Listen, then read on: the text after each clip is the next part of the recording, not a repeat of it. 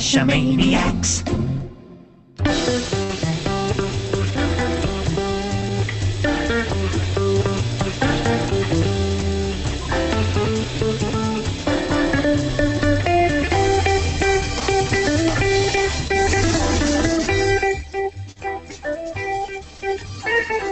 GeoGearHeads. Welcome, I'm the Bad Cop. And I'm Daryl W4. And we're thrilled you could join us for the 45th edition of the GeoGearHeads. We have an expert on GSAK joining us tonight as we discuss working with pocket queries and GSAK. Next week we'll be recording 2 episodes consecutively, and you'll be able to watch each of them live through the Google Plus Hangout on Air, or wait for those to be released to the feed and the website on the 16th and the 22nd. Now, that double recording session on the 15th allows Daryl and I to take a break for Thanksgiving here in the U.S. without interrupting your weekly fix of the GeoGearHeads. It's all about you, our faithful listeners.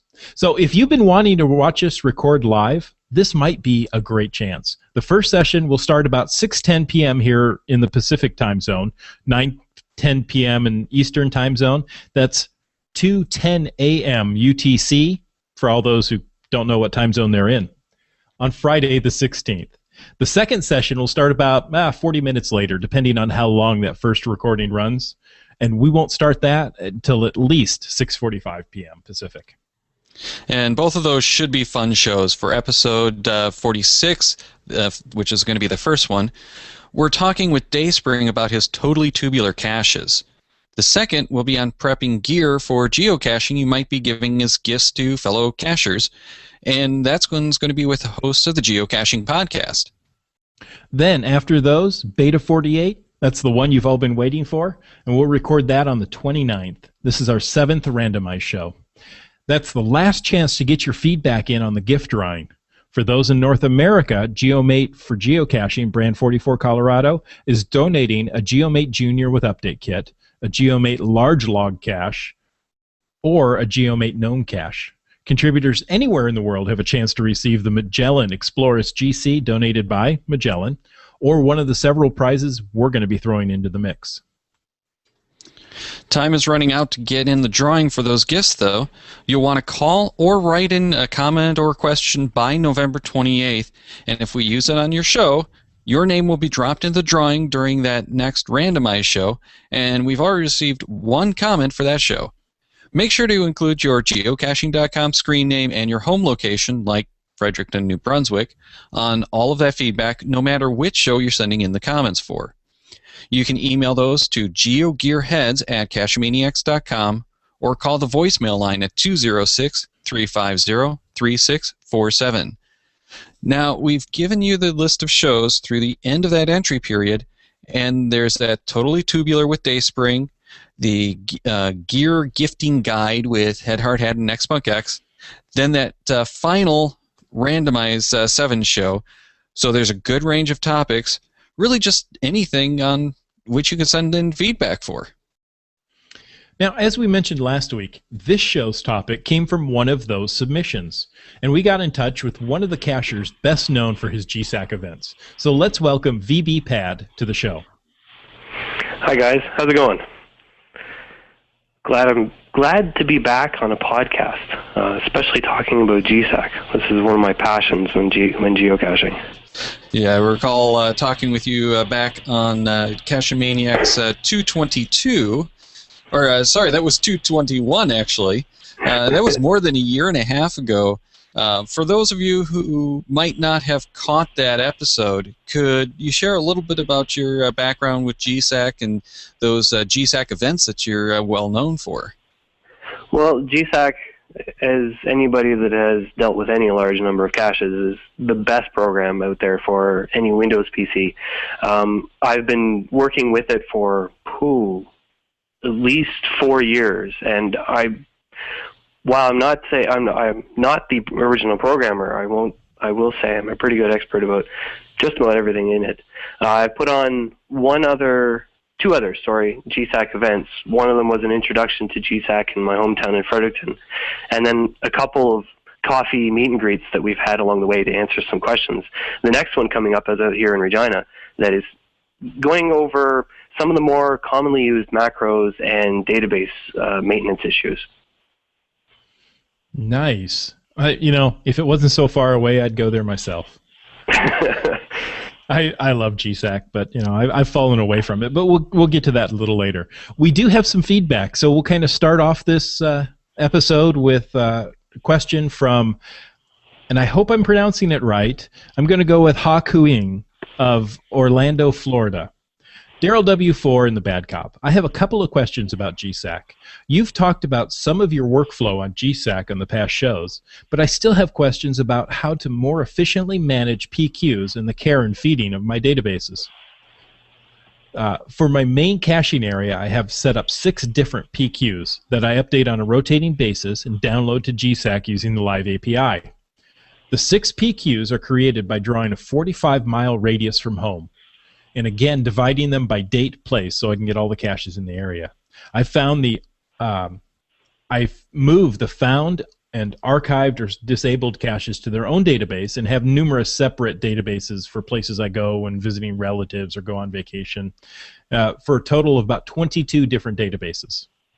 Could you please go over your personal workflow by using GSAK, updating databases, filtering, exporting, sending to GPSR? I feel I'm probably missing something, and that there's a better, more efficient way of handling the databases and PQs. Well, my answer to that one is pretty simple, because I really don't use GSAK at all anymore. Bad Cop, I know you're not using it as much anymore, but what are you doing? Not as much as in the past. Now, I've been playing with my copy of version 7, so it's a version older. It doesn't have the Live API. To convert GPX files into POIs, so I can load my entire state's worth of caches into my little Garmin. Other than that, I just grab the PQs and drop them into the GPS when I'm going to, somewhere where a phone is not appropriate. Now, VBPad, what's your thoughts? Well, this is one of those questions that comes up all the time, and I'm sure everybody has asked the same question. What do you do after you create your PQs? There are some that will do that simple thing, drag it from Groundspeak and plop it onto their GPS. And while that is a very viable option, there's definitely a lot more you can do with it. His idea of searching your PQs by date and limiting it to an area is very similar to what I do. The provinces themselves, the ones that I'm actually caching in, don't usually have more than 10,000 caches in them. So what I've done is I've actually done a pocket query for the entire province. And again, sorted by date. So you start from the lowest date to the next, grab 1,000 caches, and keep working your way up until you've reached ultimately the maximum caches in the province. This covers a lot of my areas that I go visit, so I don't have to worry about grabbing another pocket query along a route to pick out, say I'm going up north in New Brunswick, I need caches all of a sudden. I already have them on my database. Now, Bad Cop, you mentioned POIs, and the funny thing is I've been kind of toying with trying POIs on my GPS, but I still like the capability of pulling up all of the information. I've got a 62S, so I don't know, I'm kind of on the fence about that. Well, we had a guest a few shows back that said, he loaded the entire state of Washington as POIs into his GPS, and I thought, that's a great idea. So wherever I am in the state, I can pull up and find a nearby geocache. Now, if I'm going to a particular area, I'll load the GPX file so I get more information. But this way, at least I have, I know I have something nearby no matter where I am in the state. That's true. Yeah, I've never actually thought of it that way. I guess my trips are always very expected. I know where I'm going, so I'm able to load my cache before I leave. So to each their own, I guess. The one thing I do use POIs for is corrected coordinates on, say, solved puzzles or multis or where I goes or anything like that.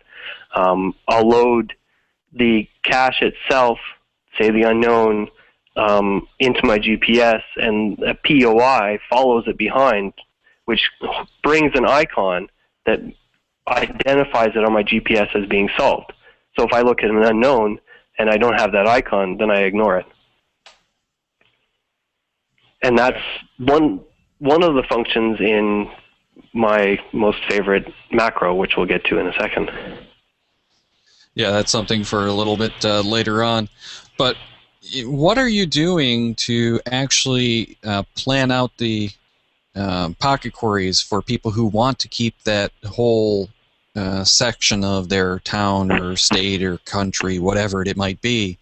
Because that seems to be where a lot of these questions are coming from. Yeah, and it was touched on his question. You set up a pocket query for a certain radius around a specific area, and this is really only how it's going to work. Say you take your home location and you go out 45 miles. You're going to get probably, depending on where you live, more than 1,000 caches. So if you limit the pocket query to search from, say, the first day of geocaching ever back May 2000, and move forward until all of a sudden your pocket query gets to the limit of 1,000, say somewhere in the 990, 980 range, stop it. Start another one with the same information, but starting with the last day that you ran your last pocket query, moving forward until either you run out of caches or, again, you reach your limit of 1,000 and start again. This guarantees that every cache is taken into account. So it sounds like you're going to have to do a lot of babysitting of your pocket queries to make sure that you're getting all of the caches that you want to get in there. Yes and no. Depending on how many pocket queries you run and how often new caches are submitted in your area, I go back to my province every 6 months, and that's about what I need, and recheck all the dates. The last pocket query in my list, of course, will have a date in the future. So say at this point right now, I would aim for next March as being the limit to my cache. And when I download that pocket query the next time and I notice it's over 1,000, I'll readjust my date. But the ones before it, you don't necessarily need to unless there's a massive archiving in your area. And even so, you can just let those run at less than 1,000. And exactly. Yeah, as long as you cushion the latest pocket query. Mm-hmm. So are you then grabbing all of the archive caches in those pocket queries as well?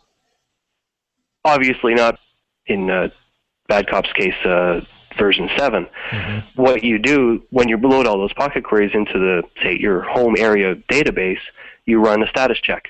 And it'll go through and it'll check the status of every one of those caches. It's a nice little tool, mostly in the API, because it doesn't actually reduce the number of caches you can grab off of the API per day. And it'll just check the status. It'll mark it if it's archived, available, disabled, all of those things, and bump it out. Then you take those archived ones, either delete them, or if you're nostalgic and you hold on to them like I do, you add them to a database called archived. And you can go back and check all the archived caches if you really wanted to. Yeah, that makes a lot of sense to me. Now, one tip that when I was making up all my pocket queries, there's a copy button on the geocaching page. So you can copy your previous one to the next one and be able to keep all that information, and all you have to do is go change the dates. Exactly. So that was a really nice tool. I don't know if I ever saw it before. Never had a need for it to go, why would I copy a pocket query? Well, exactly. Until all of a sudden you realize you have to make the same thing over and over again with a small change. Over. Exactly. Yep. So are there any tips that you could share that might give people an idea of how to do something for states? Because I know a lot of people seem to want to do a state, which isn't going to be that nice radius that you'd get from the standard pocket query. Unless you're in a nice round state. Is there one? And that's where and that's where when I first started it out, I tried to do specific radiuses around major centers, which failed because those radiuses start overlapping and you duplicate the caches you're pulling out. Mm-hmm. So when you set up your pocket query, don't pick a home location. I think there's none selected, and you go up and pick your state. Exactly. As soon as you pick your state, it won't specify a specific area. It'll just do the state. any cache that has that state in their description will be included in that pocket query. All right, so basically what you want to do then is manage all of your pocket queries manually. You can't really do that through GSAK, so you have to go to the geocaching.com site, create and manage your pocket queries there, and then you're just pulling them in through GSAK. And Yes. we should note, too, that the only way this is going to work is if you have a premium membership, because pocket queries are premium only. Exactly. But anybody that does any large amount of caching will probably have a pocket query, because we all know how slow it is to load up or manually enter all of your caches into your GPS. Or to use those LOC files, which don't bring over a whole lot of information. Coordinates and half a description, yeah. Yeah, it's really surprising that we're seeing so many people who don't have the premium subscription, and I think the smartphone app from Groundspeak has really enabled that, because you do get so much there. And a lot of people that I've talked to now are seriously just pulling up the caches and then manually entering in the coords into the GPS for this one cache that they're going to go to if they want the GPS. Yep. And that seems to be more and more common, which just seems like a pain in the hiney to me. It does to me as well. Now, remind me this. Does the send to GPS button, is that a premium feature as well? That is a premium feature, yes. Okay. Or is it? Because I want to say that it did have support for the send to GPS, but it only sent the LOC information, not the full cache information. Which, if you're using a GPS along with a smartphone, that's really all you need. Exactly, but you have to do the one at a time. And right. I would think that in VBPAD, you can probably tell me if I'm wrong here, I would think that the live API support that they have in GSAK would allow you to do some of the queries and stuff like that, but you're limited to something like 5 caches a day with the non-premium API access? No, I've never actually had the API without having the premium membership. I'm not sure what the limit is per day for caches, but yes, essentially you can do something similar to a pocket query with the API, but you are limited by how many caches you're putting out and how long it takes to download all the caches off the API. So at least there's a good way there for someone who's not a premium member who might want to get started. And something that we should mention too is for the people who haven't tried GSAK, GSAK does work without being a paid app. It's just going to be Nagware. So you can try it for 21 days, I think it is, before it starts getting really annoying. Right. So it is useful. You can give it a good try that way to see if you'd actually like to use it and pay the money for it. All right. Well, I think we've kind of covered all we can for the pocket queries without getting a little bit more involved than we can do just audio-wise.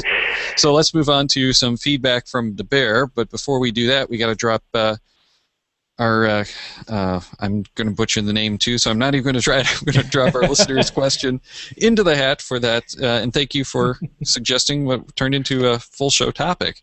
Yeah, thank you. Now, the bear, who's been on the show a couple times already, of Lenore, North Carolina, wrote in via email and asked if there are any plans for porting GSAK to Mac or Linux or making it a web app. There are many folks, and that number is growing, that do not have Windows and are missing out on the joys of GSAK. It would be awesome to have that available on alternate OSs or on the web. The web would be best, as it then would run on all devices with any modern browser, tablets, phones, as well as traditional laptops and desktops. Now, I'm going to let you know why I'm called the bad cop, because as I read from the GSAK FAQ, it says, will you be creating a GSAK version for the Macintosh? In a word, no. That's why I'm the bad cop. I always say no. Windows is my native platform. This is from the GSAK FAQ. Windows is my native platform, and as much as I can handle. Note, GSAK has been known to run quite nicely under Virtual PC, Parallels, and boot camps on the Mac. So Now, I can note that I tried using GSAK 8 under crossover this week, and it was a complete mess. It didn't work at all. I've run it using both Parallels and VMware, and that worked, but I haven't tried loading a GPS outside of Boot Camp, and Boot Camp is like running Windows, so on the bare hardware, so that just is beautiful. So I'd love to see something, on specifically the tablets and smartphones, because that's where everything is going. Web-based, it would be nice, but look at the size of the files that we're downloading, and it might be a little bit too big to do as a web service. Plus, he'd have to keep up the servers and everything, and I'm guessing that at that point you'd actually have to charge for that as a subscription type service, so it'd end up being more expensive. I really like running the stuff on the hardware itself anyway rather than the web app, because then you could use it without a data connection. Use it on your Nexus 7 that doesn't have the 3G or whatever. Right. Well, the other thing, and I just thought about this, anytime you're working off of, say, the cloud, as we call it, all this information, while my databases are close to 4 gigs, that's all really, when it comes down to it, ground speak information. And I don't think they would think kindly of people potentially sharing all of this information freely. That's really true. I hadn't considered that. Yeah. So there's a lot of issues with trying to get outside of the bare metal kind of situation where it's running on your hardware. Again, I would like to see that, but I don't really think that that's an option, at least yet. And he has said that he's not going to be writing it for any other platform, and my understanding is he'd have to start from the ground up and rewrite everything to make it work on anything other than Windows, because he is using stuff that's built into Windows to make this work. Right. Like the Microsoft SQLite. Exactly. Yep. So unfortunately, I don't think there's any chance that we're going to see it for any of the other platforms, at least within the next few years. And we were kind of talking about this beforehand, and I do kind of wonder what the lifespan is going to be for GSAK if that's the case, just because we are seeing so many people who now are moving exclusively to tablets and smartphones and dumping the desktops or laptops. Yeah, and your ability to search on those mobile devices is next to nil. You can't have that same database type feel on an iPad or Nexus 7. So, I don't know. It'll be interesting to see. Yeah, and it really, if you're going to have it on a tablet, you want it to be a native app that's designed for the tablet, because think about trying to hit all those tiny little fields and have a keyboard pop up in the middle of the screen, and it wouldn't be a very nice experience. So GSAK would really need a rewrite, but I think we might have a little bit of savior with the new Windows 8 and specifically the Surface Pro tablet. Exactly. I just went to an event yesterday and talked with a gentleman who'd been using Windows 8 on the laptop and says that GSAK runs beautifully under it. So we have that. So knowing that the Surface Pro is running an i5 Intel processor, it's going to have the horsepower to run GSAK. So that will give you an option to take this out into the field. But then again, I'm starting to think the people who use GSAK are a little more geeky and don't mind having an extra computer to manage a database on. Yeah. And the Surface tablets will have the GPS, so I think that might be a winner anyway. But it is a little bit more hardware than I want to be carrying out in the field on a regular basis. I certainly don't want to be using a Surface tablet as my caching device. No, but you can leave it in the car. Yeah, and it would be nice for the car. And you were talking about your Streets and Trips event, VB Pad, OpenStreetMaps, yes. Thank you. Yeah, which gets into that kind of stuff for really getting good mapping going, and when you're getting into trying to plan your trips and organize, you really don't want to do that on something like a smartphone screen. Even on a traditional GPS screen, it's so small and icky that you don't want to be going and really planning for it. I've done it. I've done cache planning in the field where we're rearranging routes for power caching trips because of major problems. We had one time, I think, where an entire section of our intended route had been flooded and closed, so we're rerouting on the fly, trying to get more caches in a different area on a GPS map 60, which at the time was pretty nice, but still it's a pain. I much prefer doing all that kind of stuff on like the iPad or even the Nexus 7, 7-inch tablet, because it is so much nicer than doing that on a tiny little screen that has no resolution.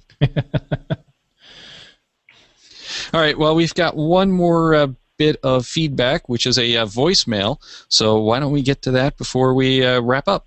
Hey guys, this is Antaeus from San Antonio, Texas, for the upcoming episode about GSAK.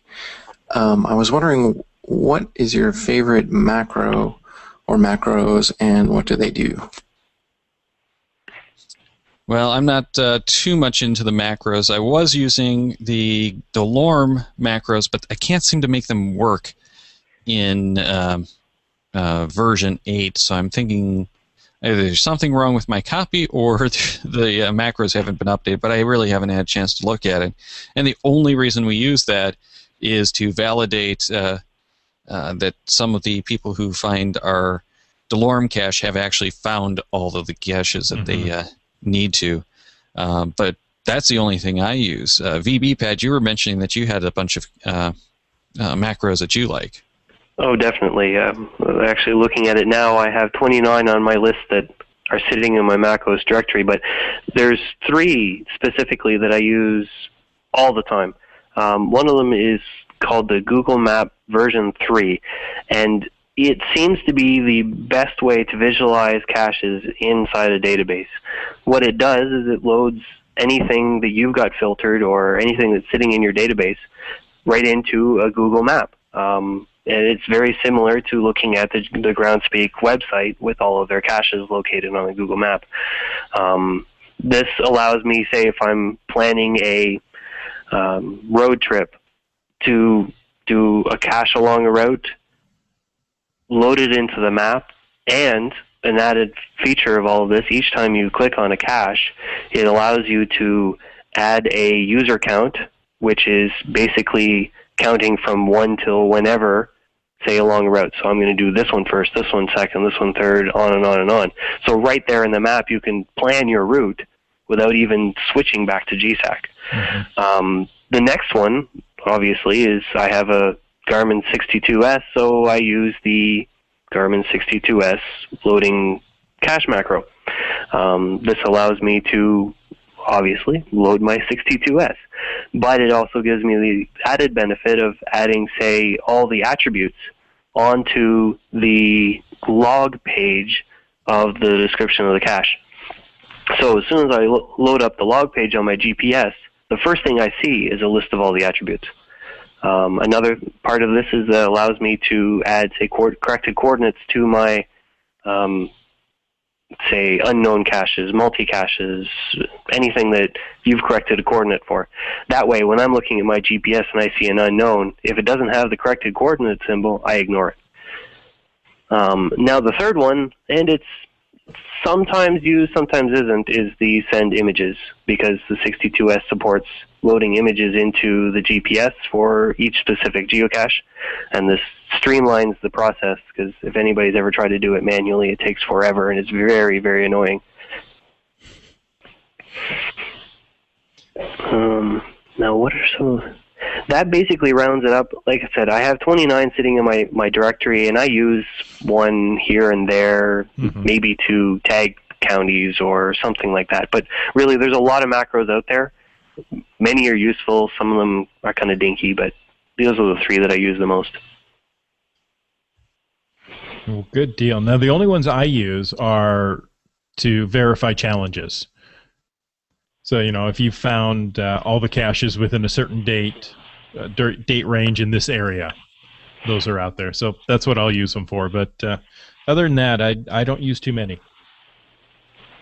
All right. Well, before we wrap up the show, we got to drop that last comment into the hat here, and we're getting a number of entries in there, but there's still time to get those in. But thanks again, VBabyPad, for all of the great information. Yeah, it's been a pleasure having you on the show again. Well, I'm glad to be here, and anytime I can help anybody learn anything new about GSAK, it's my pleasure. And for those listening to the audio version, check the show notes for the links we mentioned in this episode. For those in the Hangout on Air or watching through YouTube, head over to the website after November 9th to find those show notes. Now, if you'd like to join us live for the Google Plus Hangout on Air recording, and there's 2 next week, follow us on Google Plus or on Twitter, and you should find the links to watch those streams. We also post Google Plus events for reminders, but we typically record around 6:10 p.m. Pacific, 9 p.m. Eastern. Next week, we're doing 2 shows back-to-back and then taking the 22nd off. And we'll be back on the 29th to record the next randomized edition. Check the Cacheamaniacs website at cacheamaniacs.com for more on the GeoGearHeads, including show notes for this and all of our episodes. We love hearing from our listeners, so leave us feedback by calling 206-350-3647, by emailing geogearheads at cacheamaniacs.com, or through social media. Your support helps keep the Cacheamaniacs shows coming. Please consider making a PayPal donation through the link on our website to support the Cacheamaniacs shows. GeoGearHeads is produced by Chris Offenauer and Daryl Wanberg. This show is copyright 2012 by Daryl Wanberg. All rights reserved.